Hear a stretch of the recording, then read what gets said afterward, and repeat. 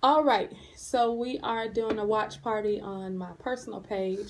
I'm starting to drive all of my friends and people that are encouraged by my messages to this page. So I want to thank you if you could first like and share this page. That will be so great. I have a few announcements this Sunday. If you guys don't know, I'm part of an awesome podcast called Flat Seven, where we bridge the gap between the church and musicians. So if you would join us live at 6 o'clock on the Flat Seven page, you can like it there. Also, I'm calling all female entrepreneurs who are in business. Like I see Candace, she's a great businesswoman, as well as individuals who want to start a business, start a nonprofit, whatever. If you want to start something other than your name, if you want to brand yourself, you need to be in the place, because I have a lot of bonuses. I'm really sharing information. A lot of people don't know that there's so many people that call me and ask me for business advice. And so I really now structure a master class where you can begin to get business advice and business strategies from me in a formatted professional way. So I'm asking everybody. I love giving out information for free, but this time it's important that you invest in yourself. So you can go to Eventbrite at Mind Her Business Mastermind and get more information about that. I'm working on something. I'm probably going to do a free webinar that gives you more detail and kind of like a sample. Really want to give you some value up front so that you know what you're getting and what you're investing in. So thank you, all of you female entrepreneurs, and you're looking to really scale your business and go to the next level. Listen, you want to be there. Okay, so that's April 15th.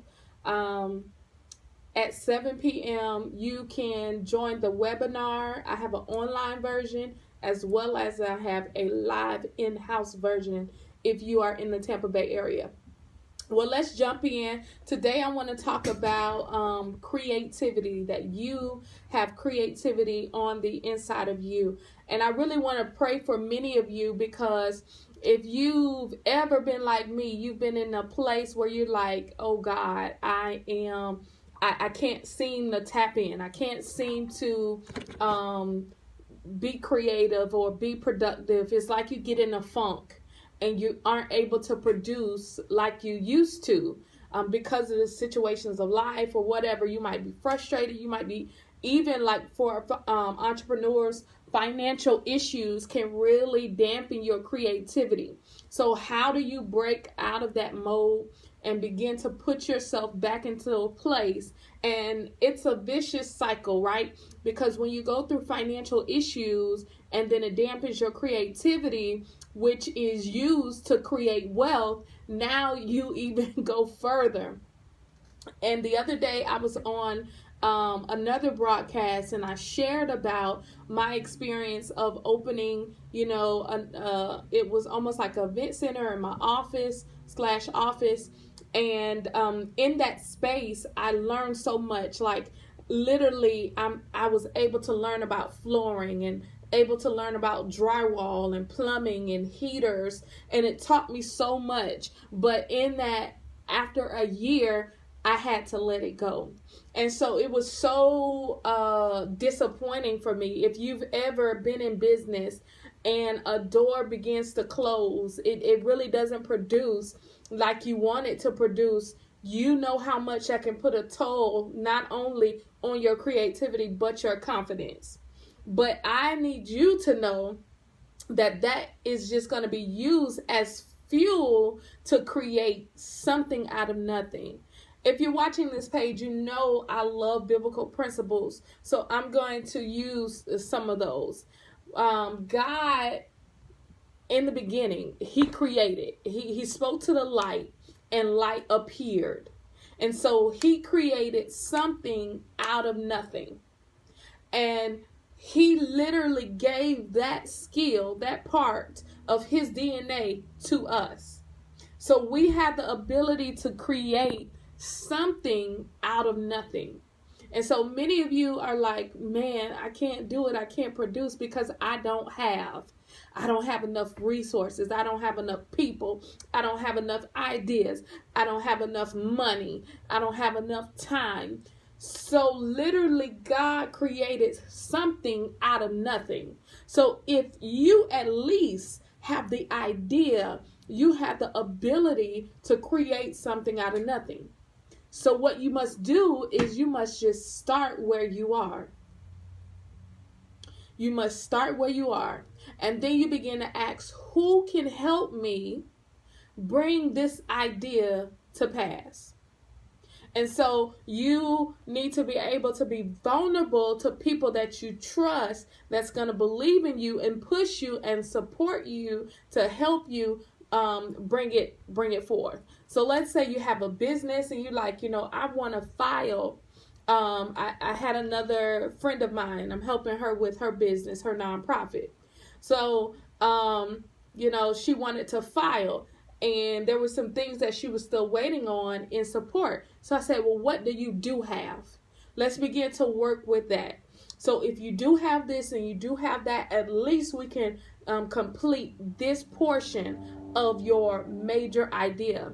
Because what happens when you are a visionary and you have so much that you need to accomplish, you can literally get overwhelmed by the largeness or how big your vision is, which is going to cause you to procrastinate and cause you to stop.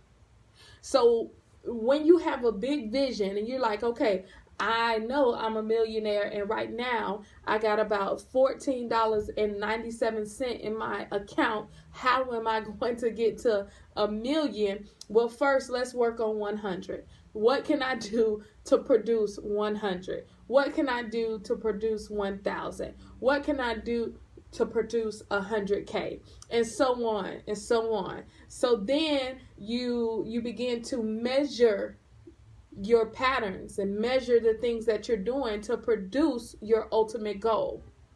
So the first step to birthing and bringing out your creativity is that you must be clear about your end goal. No matter the emotional state. Yesterday I talked about that. How your emotions as an entrepreneur can be an enemy of your vision. It could be an enemy of your progress.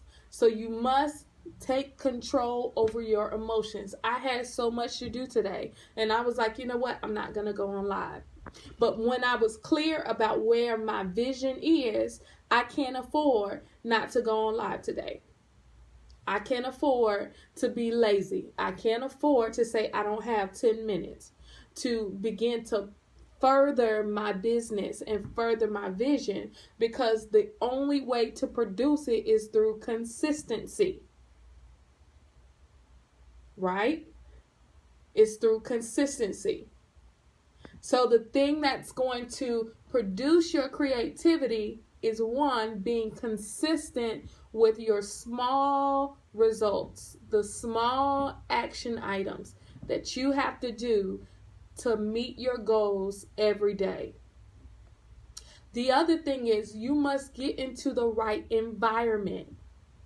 You see, when I think about my leaders and the role that they play in my life, and they continue to grow and continue to accomplish different things, which ultimately pushes me to produce something.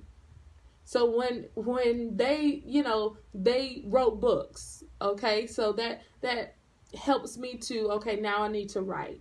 Okay, not only did they write a book, but now they're in Barnes and Nobles. Okay, so here's the bar. It keeps on moving. Not only that, but they were on national television. Okay, how do we keep moving? So when I am around other creative people and I'm around other environments that produces my creativity, it causes me not to settle.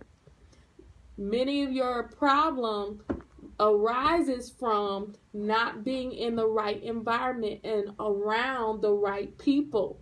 If people don't require that you do something great, I promise you, you're not going to do it.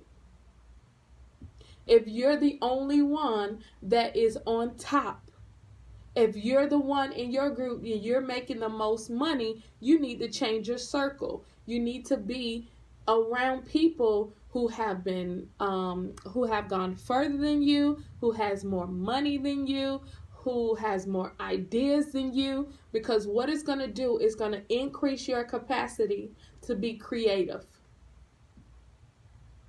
All right? So that's number 2. I think my final tip for producing that creativity is to just do it. Don't be afraid.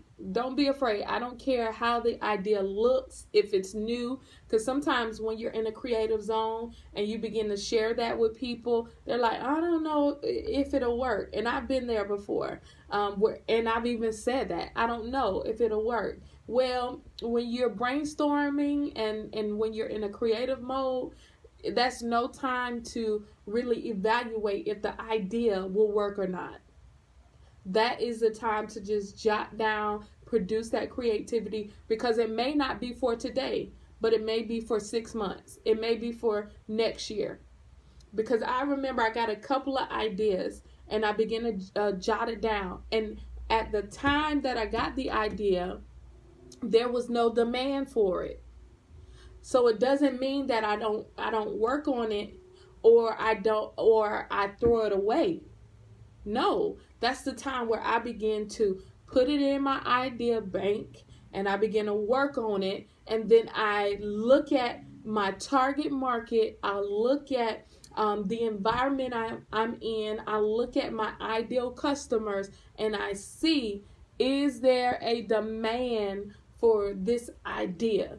And as I begin to see the demand, or my target market tells me what they want, then I can now meet a need. But if you don't work on it and have it ready, you're going to be behind the curve when everybody else is doing it. So what do I mean? My leader, he tells a story of how, his mentor told him, hey, you need to get on live at this time. And he didn't do it because of other people, because of other situations. And so when they really started the live movement, there were individuals who were in the upswing of that. And because of that, their business and their income level took a different turn. So after that, once the wave kind of, the demand for it and everybody else is on live, now you have to fight through all of the noise that is happening. So I saw that in my own life. A year ago, I was consistently on live every Monday night, and I saw, how it impacted my connections and my network. And then for some reason, I got into my head, I got into my emotions, and I began to pull back. And now I'm at a point where I have to rebuild all over again. So I don't want you to start there or end there. I want you to really, really think about what you are going to do and how you can be consistent with it, how you can just do it and accomplish your goals. All right, so that is the word for today. Since Aiden is here, I'm going to give him an opportunity. Pop, go get one of your books. We just literally launched his book. And we had individuals pre-order, so I'm excited about that. We are going to be sending it out. So Aiden, tell everybody about your new book that has come out, please. My book is about the little prophet. The Little Prophet. Okay, so tell me more about it. Prophetic gift. About learning about your prophetic gift. Okay, great, Aiden. And where can they purchase your book? They can purchase it at... Talk good. They can purchase it at www.aidengibson.com. Good. Is there another place they can get your book? They can get it on Amazon. Yes. So you can get his book on Amazon. I still have that special up. It retails at $12.95, but you can get it for $9.95.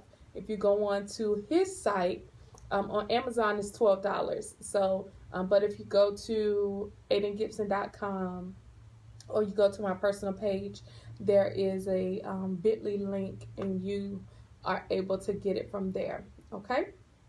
So thank you guys so much for joining. I will talk to you on tomorrow. Tomorrow's Friday, right? Yeah. I'll talk to you on tomorrow. Alrighty, bye.